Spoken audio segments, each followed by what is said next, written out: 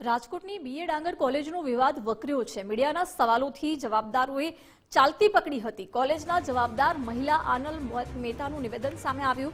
કહ્યું કે પાસ કરાવવા કોઈ લાંચ લેવામાં આવતી નથી। ઓપીડી બાબતે જવાબ આપવો જરૂરી નથી। પૂર્વ વિદ્યાર્થીએ નાણાં ઉઘરાવવાનો આક્ષેપ કર્યો છે। નાણાં ન આપી શકતા વિદ્યાર્થીએ આપઘાત કર્યો હોવાના આક્ષેપો થયા છે।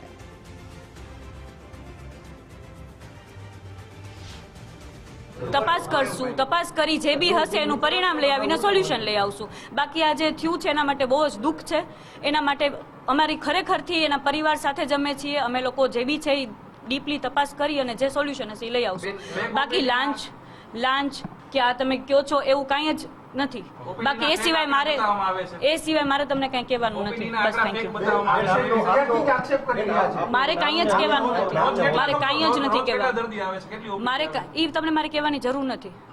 કેટલા ઓપીડી છે, કેટલા દર્દી છે, આક્ષેપ થયો છે। અત્યારે આ કેસ સાથેનું કોઈ કોરિલેશન નથી। આ કેસ સાથેનું કોઈ કોરિલેશન નથી। મારે મારી ઓપીડી માં કેટલા પેશન્ટ છે એમાં તમને નથી કહેવાનું। ભાજપ સાથે જોડાયેલા છે એટલે બચી જશે એવું લાગે છે? જરાય નહીં, એવું બોલી જ નથી। અમારો વાંક હશે તો 100% અમે ફેસ કરશું। વાંક નથી તો અમે લોકો સાથે છે, વિદ્યાર્થીની સાથે છે, એમના પરિવારની સાથે છે।